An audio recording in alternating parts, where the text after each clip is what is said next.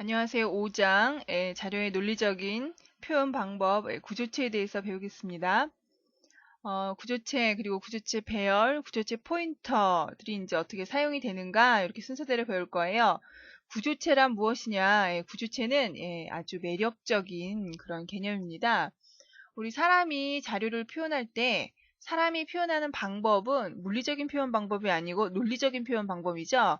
예를 들어서 내가 내 친구의 전화번호를 알고 싶어요. 넌 이름이 뭐니? 이런 식으로 우리가 표기를 할 때 보면은 이름, 전화번호라는 개념을 가지고 우리가 쓰고 있잖아요.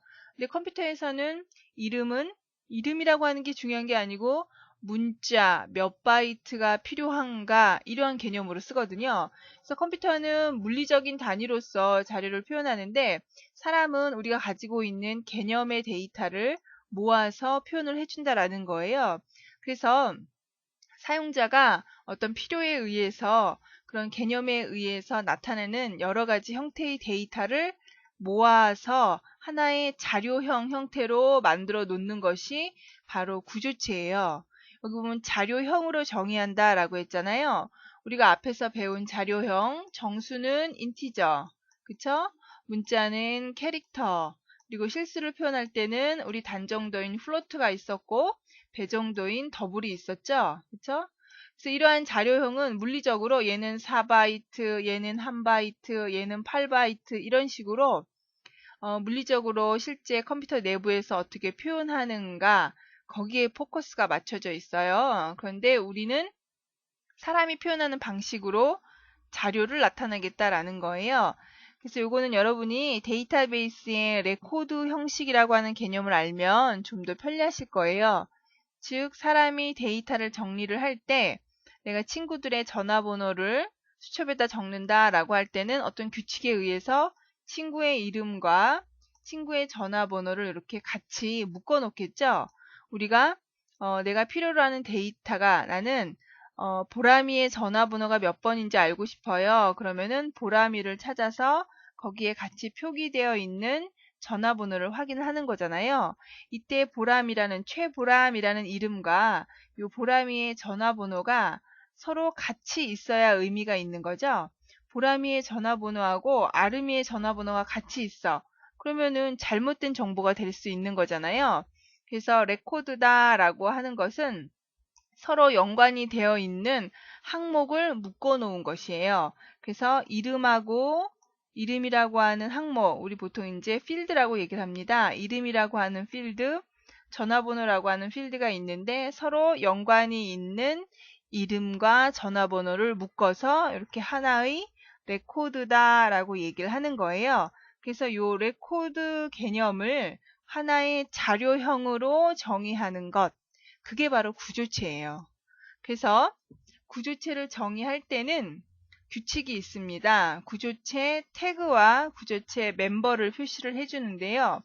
구조체 태그라고 하는 것은 즉 이러한 논리적 자료형을 프로그램 안에서 여러 개 정의해서 쓸 수가 있어요. 그러면은 여러 개 정의되어 있다라고 하는 것은 그만큼의 자료형이 제공되는 거잖아요. 그래서 각각의 구조체를 식별할 수 있어야 돼요.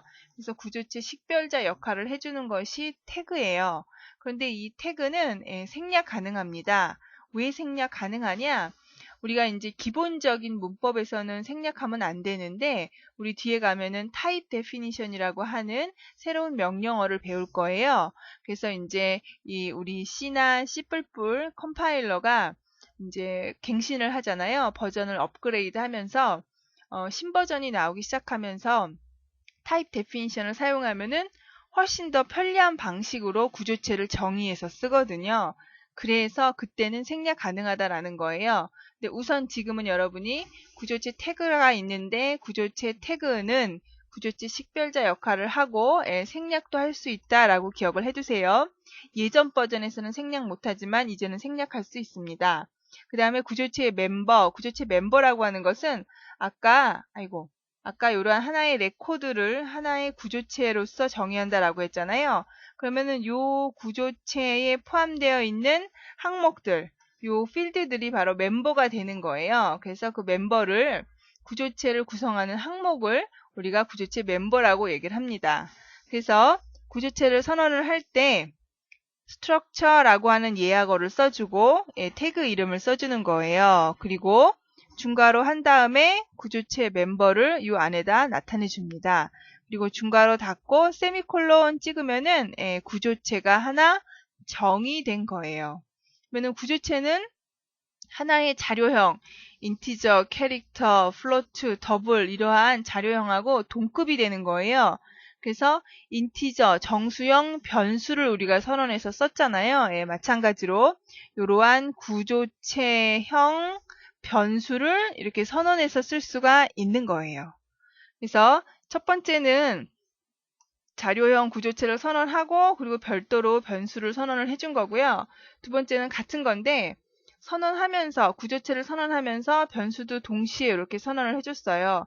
그럼 여기에다 이렇게 세미콜론을 찍어주면 되는 겁니다. 그래서 구조체를 정의할 때는 구조체 태그, 구조체 멤버 같이 포함이 되고 그 다음에 해당 구조체를 따르는 자료형 변수를 선언해 줄 수 있다라고 하는 거. 그래서 우리가 일반 변수를 사용했을 때에는 캐릭터 네임이란 이름으로 30개의 방을 우리가 사용합니다 라고 했죠. 그리고 이제 값을 아무것도 안 넣는 걸로 초기화를 시켰어요. 캐릭터 엠폰 넘버라고 해서 역시 선언을 했어요. 그런데 내가 이거를 구조체로서 요 각각의 항목을 구조체에 포함을 시켜서 하나의 자료형으로 만들고 싶어요. 그랬을 때 요거는 이제 태그명이 생략된 예입니다. structure라고 써주고 원래 여기다 태그명 써주는 거잖아요. 그런데 태그명을 생략했어요. 그리고 이 구조체에 포함된 멤버는 이것이다 라고 했어요. 그리고 이러한 구조체를 따르는 변수 friend라는 변수를 선언을 한 거예요. friend라고 하는 변수. 그리고 이번에는 구조체를 똑같은데 이제 태그명을 사용을 한 거예요. friend info라고 하는 태그명을 썼습니다. 그래서 이렇게 구조체를 선언을 해놨어요. 이렇게 선언을 해놓고 그리고 변수를 선언할 때는 태그명으로 friend info 여기 다음에 friend라고 이렇게 써줬죠. 이렇게 하게 되면은 이러한 구조체를 따르는 변수 friend를 선언을 해준 거예요. 근데 여기에요. 이제 그 컴파일러 버전마다 옛 버전에서는 이게 먹히지가 않아요. 여기 신 버전에서만 먹히거든요. 얘를 앞에다가 원래는 structure friend info라고 해주고 요 friend라는 이름을 쓸 수가 있었어요. 그런데 그러니까 아마 여러분이 비주얼 스튜디오 6.0을 사용한다라고 하면은 요 방식으로 하게 되면 컴파일할 때 에러가 나요. 근데 2008이나 2010 사용하면은 이건 알아듣습니다. 그러니까 신버전 그 방식이에요. 그래서 태그명을 이렇게 생략한다라고 하는 것 자체가 신개념이에요. 여기서는 태그명을 써서 이 태그명을 마치 해당 대표 이름처럼 이렇게 썼죠. 근데 예전에는 앞에다가 structure 하고 태그명 써주고 변수 이름을 쓰는 형태로 했습니다. 근데 우선 여러분이 이런 얘기가 막 여러 개 나오면 헷갈리거든요. 근데 기억해 두실 게 뭐냐면 구조체형을 정의를 하고 해당 구조체를 따르는 변수를 이렇게 선언을 해준 거예요. 구조체형을 먼저 선언했지요. 선언한 다음에 해당 구조체를 따르는 변수를 선언한 거예요. 그래서 이런 식으로 우리가 인티저 샘플 밸리어블이라고 썼어요. 이랬을 때 요거 앞에 int가 자료형이죠. 요 앞에 structure라고 한 애가 바로 하나의 자료형 인티저하고 동급이에요. 바로 동급입니다. 기억해 두세요. 그리고 여기다 변수 이름 썼죠? 얘도 변수 이름이에요. 그래서 우리가 선언한 변수, 이러한 이름의 변수를 선언했잖아요. 구조체로서도 역시 얘를 선언을 해준 거예요. 같은 개념입니다. 그래서 우리가 변수를 선언했어. 그러면 그 변수 이름을 그대로 사용하죠. string copy underline s라고 해서 name이라고 하는 것이 문자 배열이었으니까 30개의 방을 갖는 name에다가 김갑도를 복사해 주세요 라는 거였죠. 그쵸?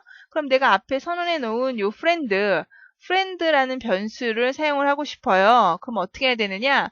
friend는 구조체, 그리고 그 구조체에 이러한 멤버에다가 값을 넣어주는 거거든요. 그래서 어떻게 해야 되냐면 friend하고 점을 찍어줘야 돼요. 점이라고 하는 것은 구조체 멤버 참조연산자예요. 그래서 friend 점 찍게 되면은 friend 안에 name도 있고 mphone number도 있다라고 표시가 돼요. 그러면 그 중에서 나는 name에다가 값을 할당하겠습니다. 요거의 크기는 역시 30이고요. 김갑순을 복사해 주세요 라는 뜻이에요. 뒤에 가서 코드를 점점 더 확인해 보겠습니다. 기억해 두실 것은 구조체로서 선언해 주는 것은 자료형하고 동급이고 역시 동일한 동급의 변수가 선언이 될 수 있다라고 하는 거. 그 다음에 구조체 변수 안에는 구조체의 멤버가 포함이 되어 있기 때문에 그 멤버를 참조할 수 있어야 돼요. 뭘 사용해서? 구조체 멤버 참조 연산자 점을 사용한다라는 걸 기억해 두세요. 그래서 이건 실제 이제 프로그램 코드로 본 거예요. 구조체를 이렇게 선언을 했어요. 예, 이렇게 선언을 한 거죠. 지금 태그명을 생략했네요. 그쵸? 그리고는 구조체형 변수 friend하고 friend1을 선언을 했어요. 그래 놓고는 friend라고 하는 구조체 멤버 변수에 name이라고 하는 멤버, 그쵸? friend 변수의 name이라고 하는 멤버에 긴갑도를 복사했고 역시 전화번호도 복사를 했어요. 그리고는 이렇게 씁니다. friend1은 friend. 우리 대입문을 했어. 그러면 양쪽의 자료형이 똑같아야 되잖아요. 예, 이쪽의 자료형과 이쪽의 자료형이 동일해야 되거든요. 그런데 friend하고 friend1은 동일한 구조체를 따르고 있죠. 그러니까 얘가 일치하게 되겠죠. 그래서 이 대입문이 맞아요. 결론적으로 뭐냐면 프렌드에 할당되어 있는 각각의 멤버가 friend1에 할당이 돼요. 그래서 friend의 멤버를 출력을 해보고 friend1의 멤버를 출력해보면은 동일한 내용이다 라는 거예요. 한번 직접 프로그램 코드로 확인해 봅시다. 여기 제가 지금 friend 02죠? 요거죠? 예, 여기 요거를 포함을 시켜야겠죠? 추가 기존 항목 02라고 포함을 시켜 놓고요. 예, 3은 제거하고 여기 지금 구조체를 이렇게 선언을 해주고 그쵸? 구조체 변수를 선언을 했죠? 여기 지금 friend밖에 없네요. 제가 콤마하고 friend1이라고 하나 만들어 놓겠습니다. 그러면은 지금 friend에다 값을 이렇게 넣어줬잖아요. 예, 넣어준 다음에 friend1에다가 friend의 값을 할당을 해준 거예요. 할당을 한 다음에 출력합니다. 누구를? friend1에 멤버 연산자 점을 찍잖아요. 예, 그럼 이렇게 자동으로 목록이 나오고 있죠. 방향키를 이동을 해서 내가 출력하려고 하는 항목을 선택해주면 돼요. 그리고 엔터 쳐주시면 그 항목을 참조할 수가 있습니다. 여러분도 직접 다 실습해 보셔야 합니다. friend1점 이번에는 예, M 찍게 되면 그 항목을 딱 선택을 해줘요. 그래서 디버그 솔루션 빌드 하면 실행 파일이 만들어졌을 거예요. 실행해 보면은 아직 안 만들어졌나 보네요. 에러가 났나요? 아니죠? 컨트롤 F5 누르면 이렇게 실행되는 것을 확인할 수가 있습니다. 그쵸? 그래서 구조체형 변수를 이렇게 사용을 하게 되면은 구조체 안에 있는 그 멤버를 이렇게 각각 참조할 수 있고 한꺼번에 대입할 수도 있다라는 거예요. 근데 우리 아까 얘기한 것처럼 얘는 지금 구조체 태그명을 쓰지 않고 사용한 형태잖아요. 내가 만약에 태그명을 쓰겠습니다. 내가 여기다가 샘플이라고 태그명을 썼어요. 그리고는 이렇게 그대로 선언을 해줘도 되고요. 내가 여기다 세미콜론을 찍었어. 그러면은요. 원래는 옛날 버전은 structure 쌤의 friend1이라고 하는 변수를 선언하겠다라는 거예요. 그래서 솔루션 빌드 해보게 되면은 실행 파일이 만들어지는 걸 확인할 수 있습니다.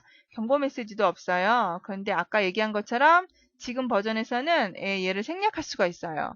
그리고 디버그 솔루션 빌드 하면은 제대로 실행 파일이 만들어지는 것을 확인할 수가 있습니다. 어떤 방법을 쓰든지 여러분 편하게 쓰시면 돼요. 지금 중요한 것은 구조체를 선언하고 구조체를 따르는 변수를 선언하고 이 변수 안에 있는 멤버를 참조할 때는 멤버 참조 연산자 점을 쓴다라고 하는 것을 기억해 두세요. 예, 그래서 구조체를 우리가 이제 선언을 해줄 때 이러이러한 항목을 따르는 구조체를 정의합니다 라고 얘기가 나올 거예요. 근데 또 어떤 형태가 가능하냐면 구조체 멤버로 구조체 자체를 구조체 멤버로 쓸 수가 있어요. 그러니까 구조체의 멤버로. 그래서 구조체 멤버에 또 다른 구조체형 변수가 멤버로 역시 사용이 가능하다라는 거죠. 그래서 예를 들어서 structure point라고 하는 구조체, 이 구조체는 x하고 y라고 하는 x, y 정수형 두 개의 변수가 멤버로 되어 있어요. 그런데 이러한 구조체형을 먼저 선언을 해놨는데 또 다른 구조체를 선언합니다. 스트럭처 렉탱글이라고 하는 사각형 구조체를 만들려고 하는데요. 이 사각형이라고 하는 거에 대한 정보를 우리가 표현을 해주겠다라는 거죠.